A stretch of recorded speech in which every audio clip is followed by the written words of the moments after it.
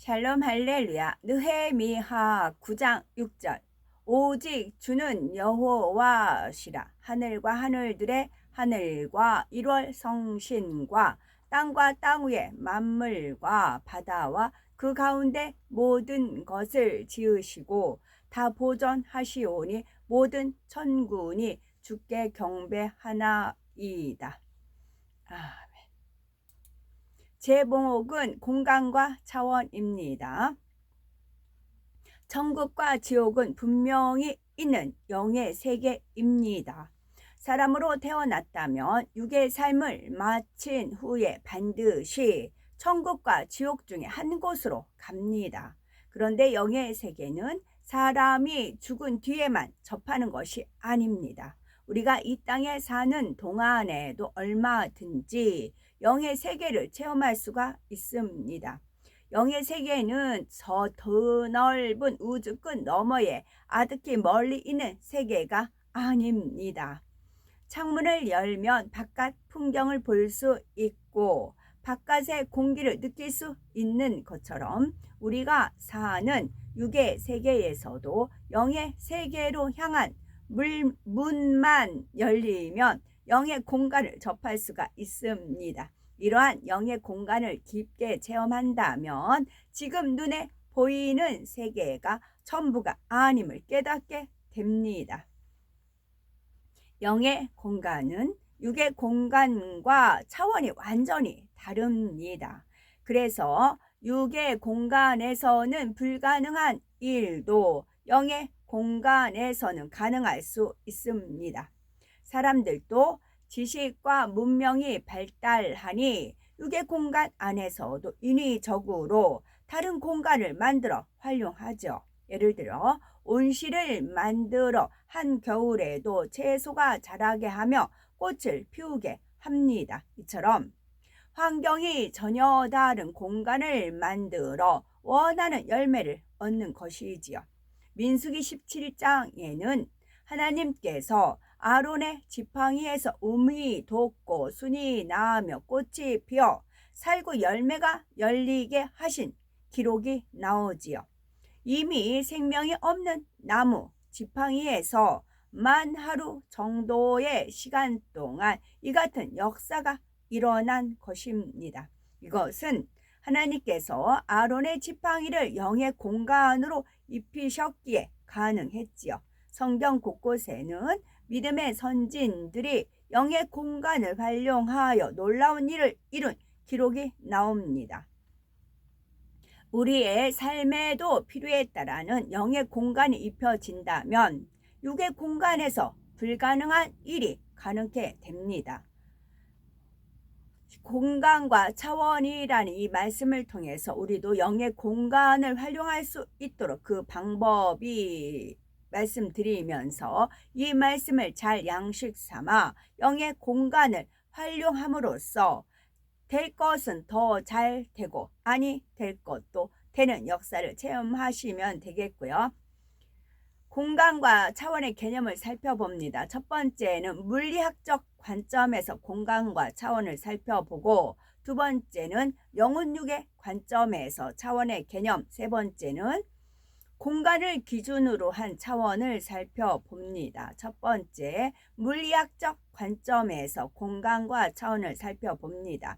먼저 공간은 물리적으로나 심리적으로 널리 펴져 있는 범위 또는 영역을 뜻합니다. 물리학적으로는 물질이 존재하고 여러 가지 현상이 일어나는 장소를 말하죠. 다음으로 물리나 수학에서 말하는 차원은 주어진 공간 내에서 하나의 점을 지정하는 데 필요한 좌표의 수를 말합니다. 하나의 점을 지정할 때 직선상에서는 한 개의 좌표로 표현하고 평면상에서는 두 개의 좌표로 표현을 합니다. 그러므로 직선은 1차원, 평면은 2차원이라 하지요. 같은 방법으로 공간은 3개의 좌표를 사용하므로 3차원이라 합니다. 물리학적으로 볼 때 우리가 사는 공간은 3차원의 세계이지요. 좀 더 깊이 들어가면 시간을 하나의 좌표로 고려하여 4차원을 언급하는 특수한 분야도 있습니다. 여기까지가 세상에서 말하는 차원의 개념입니다. 두 번째, 영혼육의 관점에서 차원의 개념이 있는데요. 하나님께서는 예전에 영혼육의 관점에서 차원을 분류해 주셨지요. 먼저 생명이 없는 무생물, 예를 들면 돌, 흙, 물, 쇠 같은 것은 차원을 논할 수 없으므로 편의상 무차원이라고 합니다. 다음으로 생명이 있어서 호흡은 하지만 스스로 움직이지 못하는 것은 1차원입니다. 예를 들면 나무나 풀 등이 이에 해당이 되며 영혼육 중에서 육만이 있는 상태입니다. 2차원은 호흡하고 움직이며 육과 함께 혼도 있는 것인데요. 새, 물고기 등을 포함한 짐승이나 곤충이 여기에 속합니다.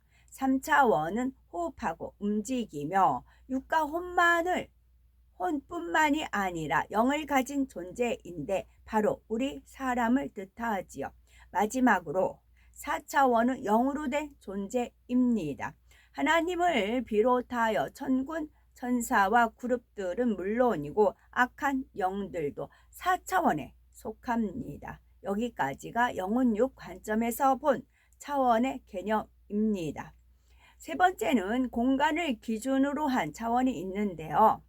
우리는 말씀드리는 차원의 개념은 그 기준이 다릅니다.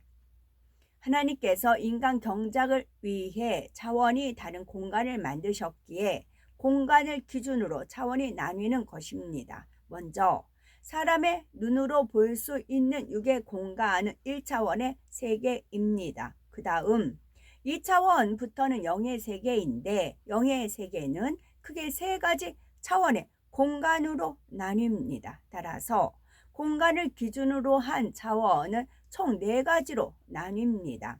육의 공간인 1차원이 있고 영의 공간인 2차원, 3차원, 4차원이 있는 것입니다.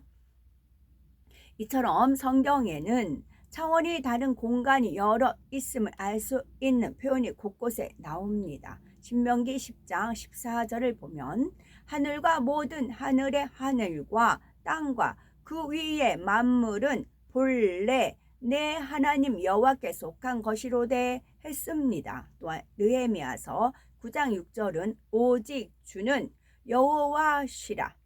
하늘과 하늘들의 하늘과 1월 성신과 땅과 땅 위의 만물과 바다와 그 가운데 모든 것을 지으시고 다 보존하시오니 모든 천군이 주께 경배하나이다 했습니다.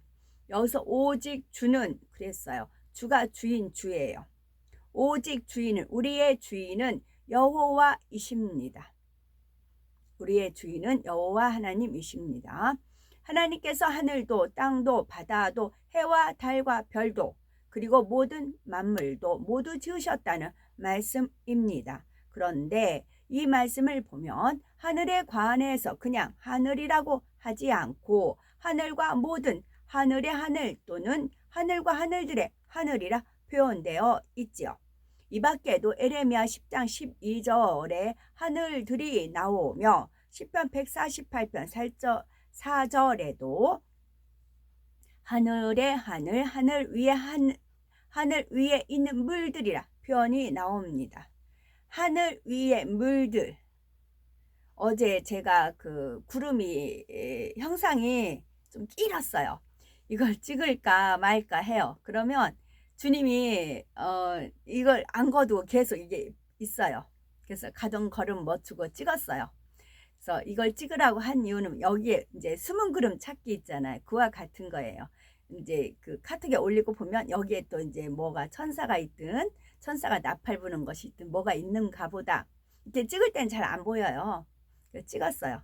그리고 카톡에 올렸더니 어떤 것이 있느냐면 제가 다시 한번 올려볼게요. 하늘 위에 있는 물들이란 표현이 나옵니다. 하늘 위에 있는 물들이라. 그러면 예수님이 공생에 하셨을 때는 수영을 안 하셨을 거 아니에요. 사역을 하셨을 거 아니에요. 어렸을 때 수영했을까? 그건 모르겠어요. 근데 예수님 이제 단발이잖아요. 단발 모습에 수영하는 모습이 있죠. 그 모습이 구름의 형상으로 있는 거. 어머 주님이시네요. 그랬어요. 어머 주님이시네요 했는데 주님이 뭐 하고 있는가 봤더니 손을 쫙 이제 펼치면서 수영을 하고 계신 거예요. 자, 우리가 믿는 주님이 멋들어지게 수영을 합니다. 그러면서 이제 물 위에서 딱 나오면서 그 단발머리, 금발 단발머리 탁 이렇게 제스처를 한다고 생각을 해보세요. 얼마나 멋있겠어요? 그런 모습이었어요. 그래서 우리가 이제 주님 배울 날이 가까이 옵니다. 그러면 뭐 주님은 수영도 해? 뭐 헤엄도 쳐? 그렇게 할 게 아니라 주님은 주님의 모습을 보여주기를 원하세요.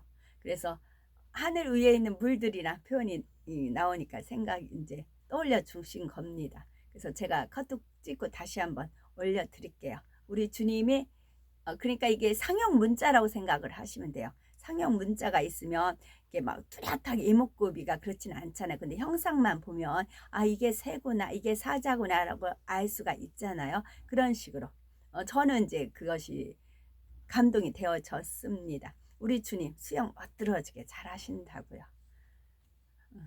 나 수영도 한다. 그걸 보여주고 싶으셨어요. 물론 우리가 천년 왕국 때에서도 마찬가지고 천국에서도 마찬가지고 그래요.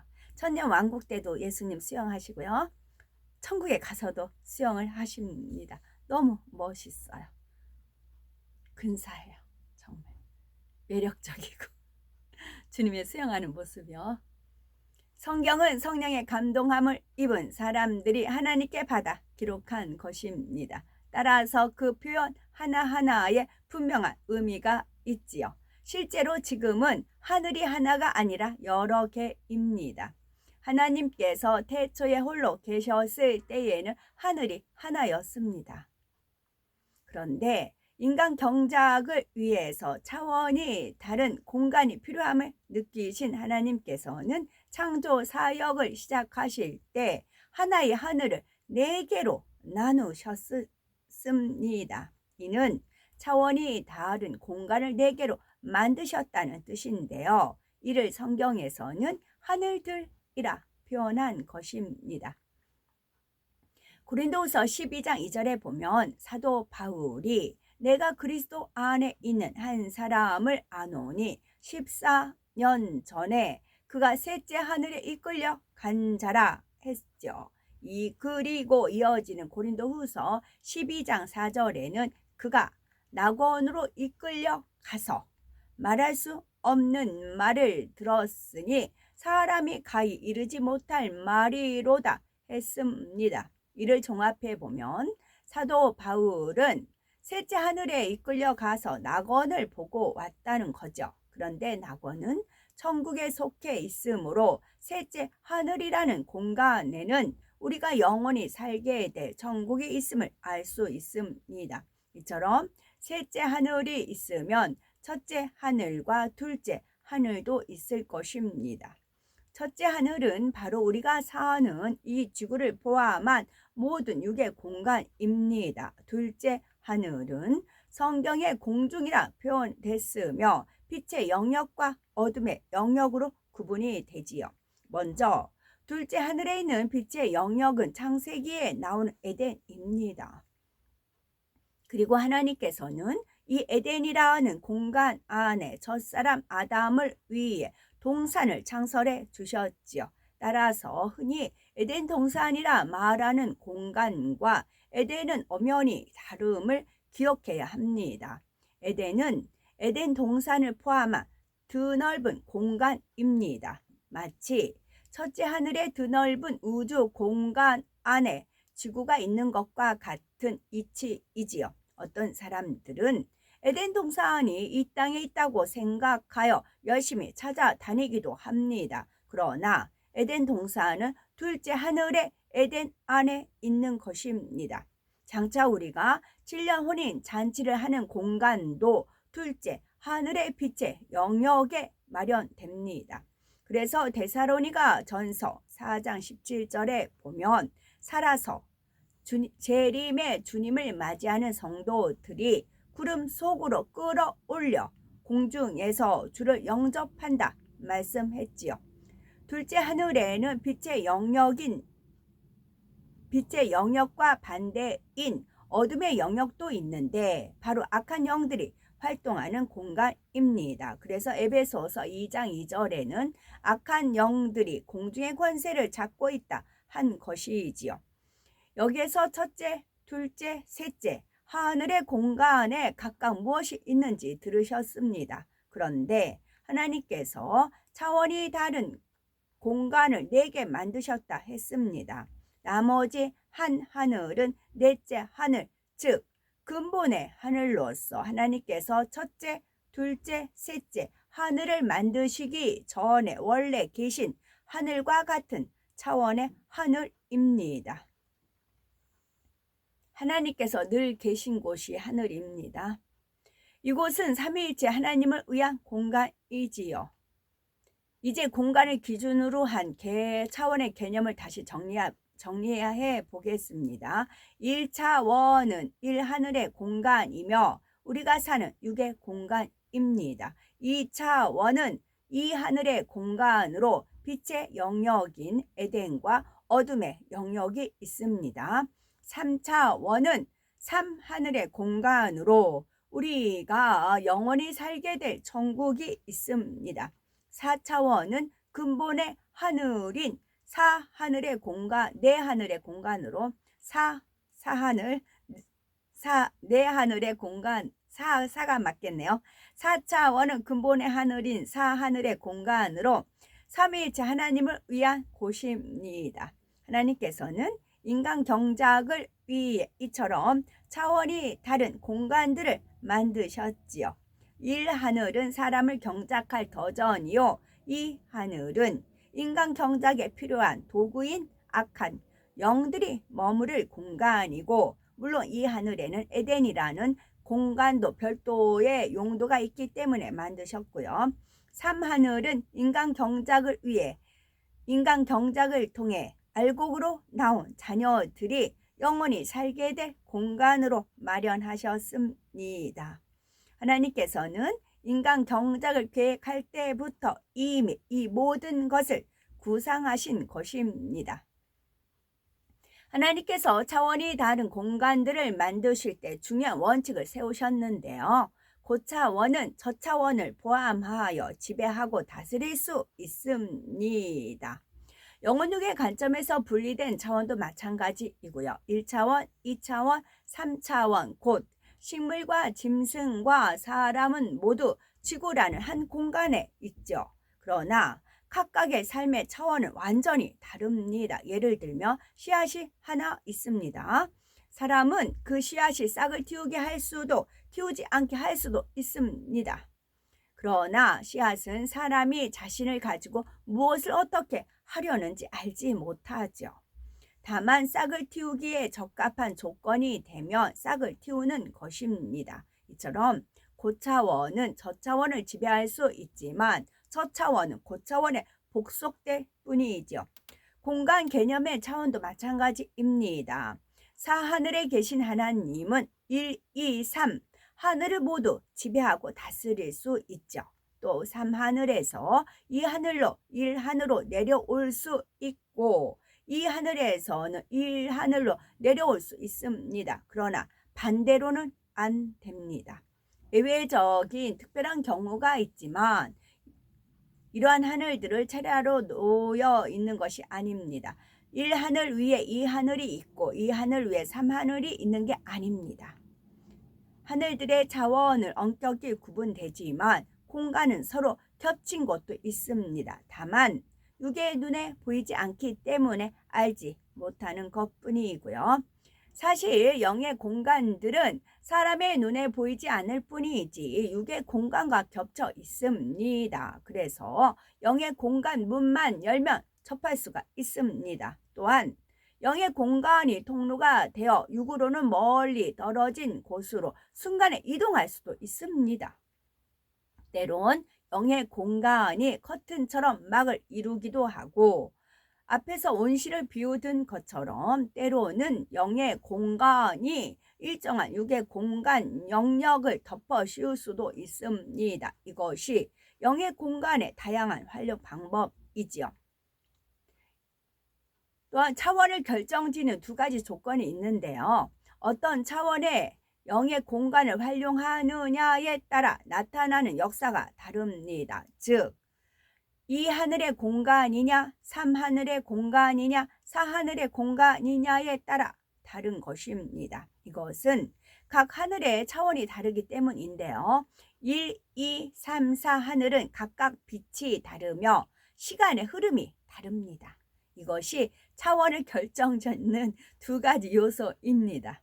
먼저 빛은 영적인 것으로서 사하늘이 가장 밝고 그 다음으로 삼하늘, 이하늘 순이지요. 따라서 6의 공간 안에서 영의 공간이 형성되려면 먼저 빛으로 둘러야 합니다. 예를 들어 사하늘에서만 가능한 일을 이루려면 사하늘의 빛으로 둘러서 사하늘의 공간을 만들어야 합니다.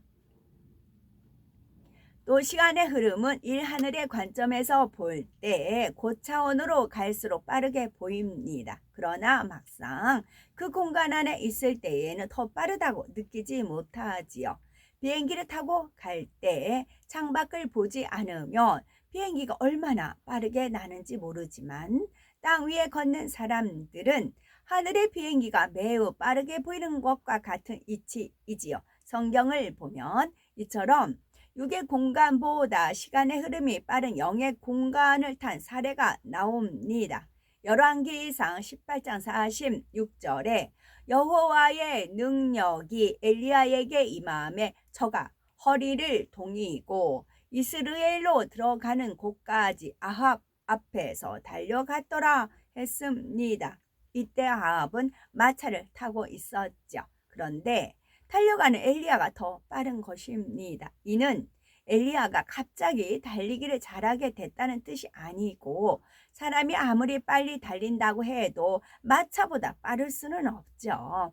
엘리야는 원래 자기 속도로 달렸을 뿐이지만 그 순간 시간의 흐름이 더 빠른 영의 공간이 그에게 입혀진 것입니다. 성경에는 이를 여호와의 능력이 임했다 표현한 것이지요.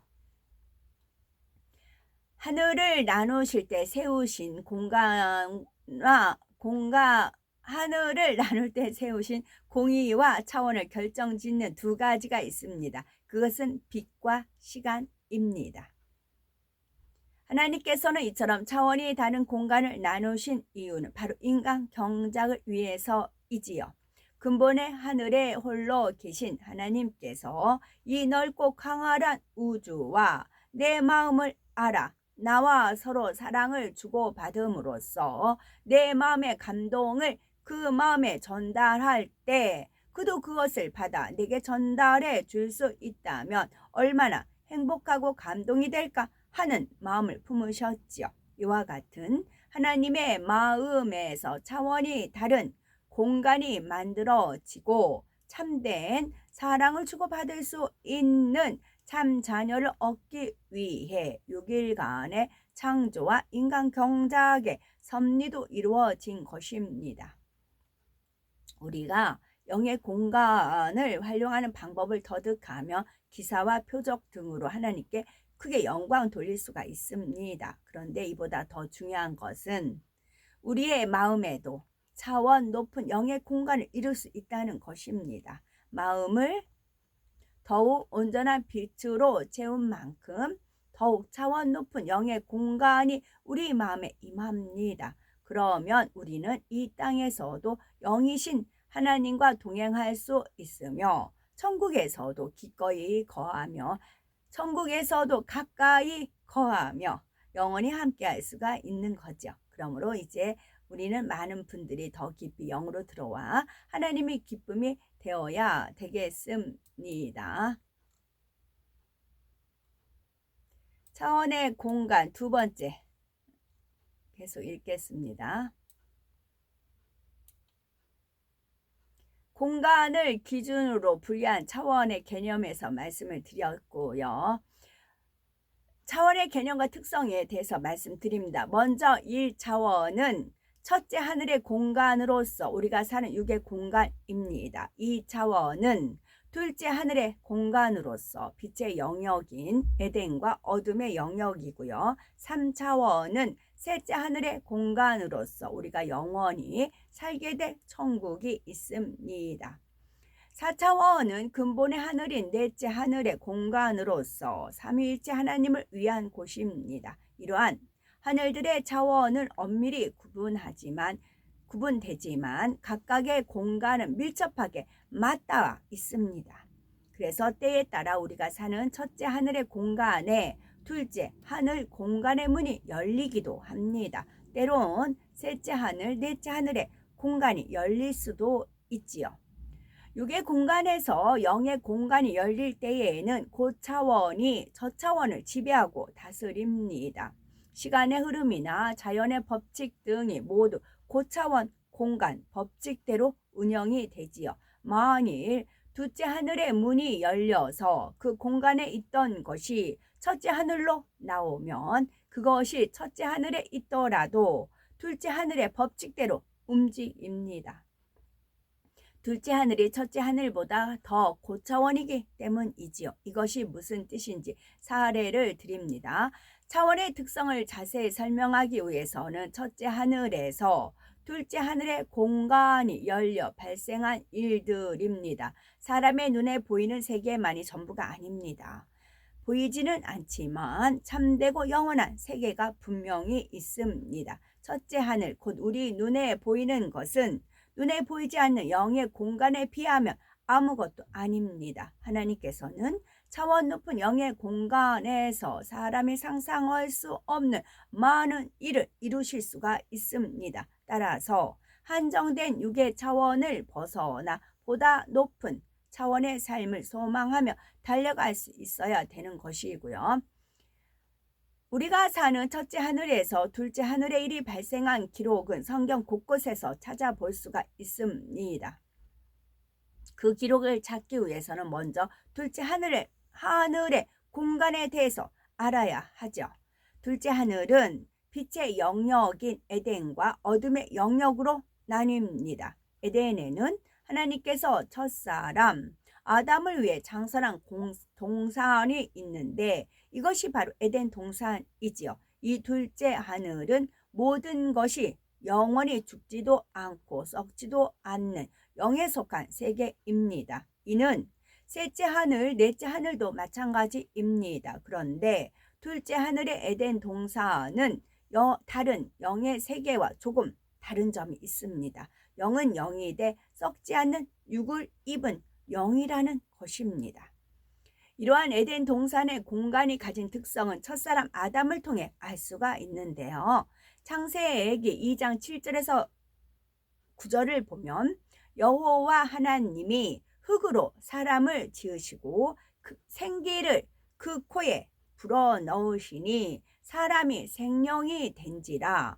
여호와 하나님이 동방의 에덴의 동산을 창설하시고 그 지으신 사람을 거기 두시고 여호와 하나님이 그 땅에서 보기에 아름답고 먹기에 좋은 나무가 나게 하시니 동산 가운데에는 생명나무와 선악을 알게 하는 나무도 있더라 했습니다.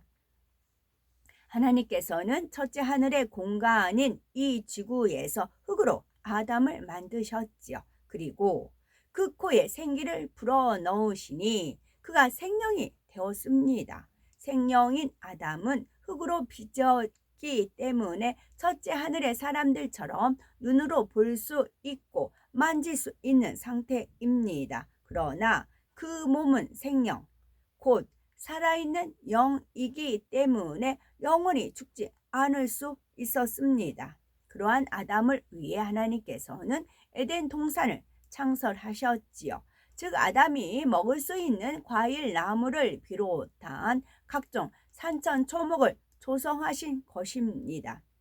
따라서 에덴 동산에 있는 모든 자연 환경도 생명인 아담의 상태와 같습니다. 아담의 아내 하와도 마찬가지이며 그들이 그곳에서 낳은 후손도 마찬가지입니다. 즉 영은 영이 돼 육의 공간에서도 볼 수 있고 만질 수 있는 상태인 것입니다. 이들은 영안이 열려야만 볼 수 있는 천사와 같은 셋째 하늘의 존재와는 다릅니다. 그래서 둘째 하늘의 에덴 동산에 있는 물체가 첫째 하늘의 공간으로 나온다면 첫째 하늘에 있는 사람의 눈으로도 볼 수 있고 만질 수 있습니다. 이처럼 둘째 하늘의 문이 열려 둘째 하늘에 있는 물체가 첫째 하늘로 내려온 기록은 성경 곳곳에서 찾아볼 수 있는데요. 먼저 창세기 7장에 나온 홍수 심판 때에 내린 비가 바로 둘째 하늘에서 내려온 것입니다. 창세기 7장 11에서 12절에 보면 노아 600세 되던 2월 곧 그달 17일이라 그날에 큰 기쁨의 샘들이 터지며 하늘의 창들이 열려 40주야를 비가 땅에 쏟아졌더라 했습니다. 오늘날 대부분의 사람들은 이 말씀을 지구 안에서 일어난 일로 해석을 하지요. 바다의 깊은 곳에서 샘이 터지거나 하늘에서는 엄청난 양의 비가 내렸다고 하지요. 그러나 상식적으로 생각해 봐도 그러한 주장은 맞지 않죠. 지구의 가장 높은 산까지 다 덮을 만큼 많은 양의 물이 어떻게 생겨날 수 있겠으며 만일 그렇다 해도 홍수가 끝인 후에는 그 많은 물이 어디로 사라지겠습니까? 그러므로 이 말씀은 육의 세계 안에서 해답을 찾으려 해서는 안 됩니다. 바로 둘째 하늘의 에덴 동산에서 찾아야 하지요. 창세기 1장 2절에 보니 하나님의 신은 수면에 운행하시니라 했습니다. 이렇듯 본격적인 천지 창조가 시작되기 전 지구는 온통 물에 덮여 있었지요. 그런데 천지 창조 둘째 날에 하나님께서 이 물을 둘로 나누십니다. 창세기 1장 6절에서 7절에 보니 하나님이 가라사대 물 가운데에 궁창이 있어 물과 물로 나뉘게 하리라 하시고 하나님이 궁창을 만드사 궁창 아래의 물과 궁창 위의 물로 나뉘게 하심에 그대로 되니라 했지요. 여기서 궁창은 우리 눈에 보이는 하늘입니다. 궁창 아래의 물은 지구의 바다와 호수가 됐고 궁창 위의 물은 에덴에 있는 큰 기쁨의 샘들로 모아졌습니다. 그리고 이 에덴의 큰 기쁨의 샘에서 강이 발원하여 에덴 동산을 적시고 창세기 2장 10에서 14절에 나오는 4개의 큰 강으로 갈라졌습니다. 하나님께서는 홍수 심판 때에 바로 이 에덴의 큰 기쁨의 샘들을 터뜨리신 것입니다. 그리고 둘째 하늘의 창을 열어 첫째 하늘의 지구에 그 물이 쏟아지게 하신 것이지요. 에덴 동산은 지구와 비교할 수 없을 만큼 넓은 곳입니다. 또한 에덴의 강에 담긴 물의 양도 지구의 모든 물의 양과는 비교할 수 없을 만큼 많지요. 따라서 에덴의 강물이 지구로 흘러나온다면 등이 지구를 덮고도 남습니다. 더욱이 하나님께서는 에덴의 강 근원인 큰 기쁨의 샘들을 터뜨리셨지요. 그리고 첫째 하늘과 연결된 둘째 하늘의 문을 열어 에덴에 있던 물이 이 땅의 비처럼 내리게 하신 것입니다. 이를 창세기 7장 11에서 12절에서 하늘의 창들이 열렸다 한 것이지요. 그런데 창이 복수로 표현되어 있습니다. 이는 당시 일정 지역의 하늘만 열린 것이 아님을 나타냅니다. 즉 지구로 연결되는 둘째 하늘의 공간을 모두 여신 것입니다. 그래서 노아가 살던 지역뿐만 아니라 지구 전체의 둘째 하늘의 물이 한꺼번에 쏟아졌고 40일 만에 지구의 가장 높은 산까지 물에 잠긴 것입니다. 그리고 이 물은 심판이 끝난 후에 다시 둘째 하늘로 옮겨졌습니다.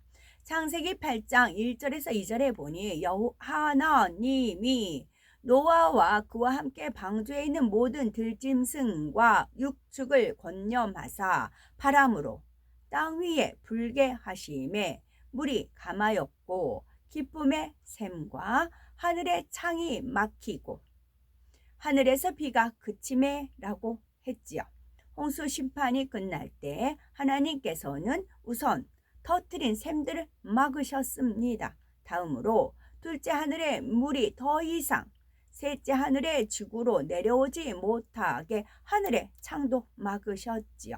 그런데 첫째 하늘과 둘째 하늘 사이의 공간을 완전히 닫은 것은 아니었습니다. 하나님께서는 땅 위에 바람을 불게 하심으로써 물이 감하게 하셨다 했습니다. 여기서 바람은 자연적인 바람이 아니라 하나님께서 부리는 내 생물을 통해 일으키신 것을 말합니다. 지구를 덮은 물이 수증기 등의 형태로 다시 둘째 하늘의 에덴으로 올라가게 하신 것입니다. 이러한 연유로 성경에는 하늘의 창이 닫혔다 하지 않고 막혔다 한 것입니다. 이처럼 둘째 하늘에 에덴이 있는 것이 첫째 하늘로 나오거나 둘째 하늘로 들어갈 때에는 하나님께서 내 생물을 동원합니다. 둘째 하늘에 있는 에덴 동산의 공간 특성은 영은 0이되 육으로도 보이고 만져지는 0이라 했습니다. 따라서 물이면 이 땅의 물처럼 느껴지고 풀이면 이 땅의 풀처럼 사르고 태웁니다. 예를 들어 소돔과 고모라의 심판 때 하늘에서 유황과 풀이 비처럼 내렸습니다.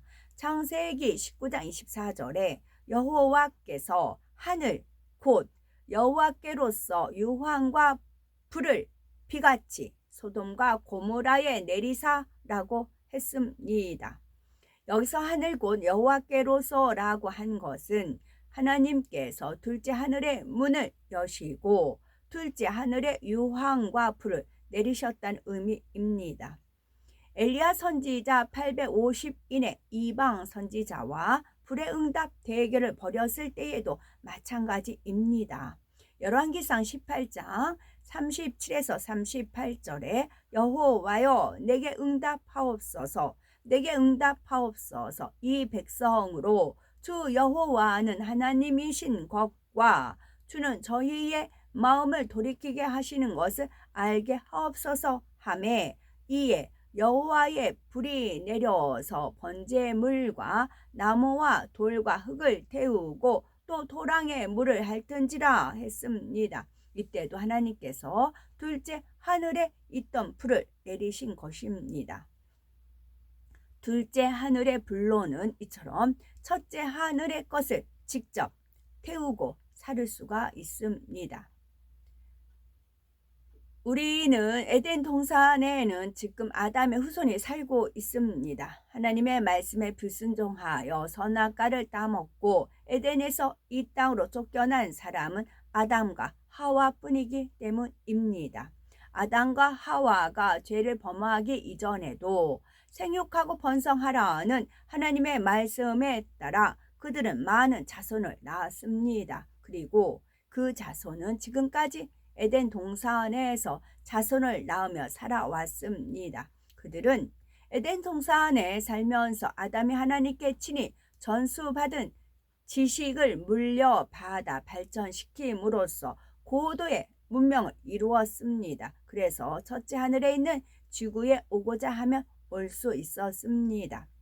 아담이 죄를 범하기 전에는 첫째 하늘을 다스리고 정복할 권세가 있었지요. 그래서 아담은 수시로 지구를 다녀가곤 했고 함께 동행하던 자녀도 있었습니다. 그런데 아담이 지구로 쫓겨난 뒤로는 에덴 동산의 사람들이 지구로 오갈 수 있는 자유가 많이 제한되었고 노아의 홍수 이후로는 더 엄격히 제한되었지요. 그러나 특별한 경우에 한해서는 첫째 하늘에 지구에 다녀갈 수 있었지요.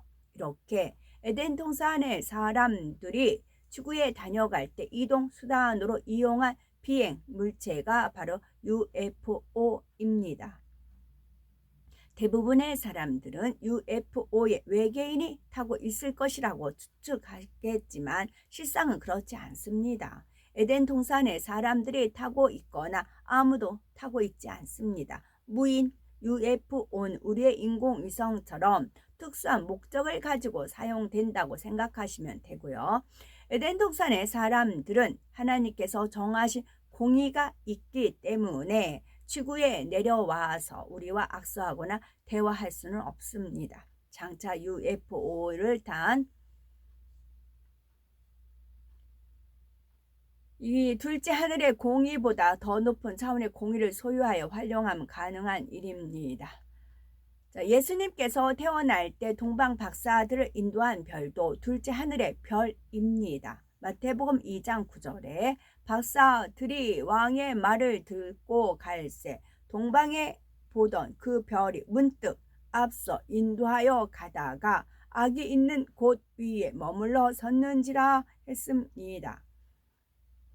하늘의 별이 동방 박사의 보조에 맞춰 가다 서다를 반복했고 목적지에 다다랐을 때에는 멈춰섰다 했습니다. 만약 이 별이 첫째 하늘의 별이라면 천체의 질서를 깨트림으로써 엄청난 문제가 발생했을 것입니다.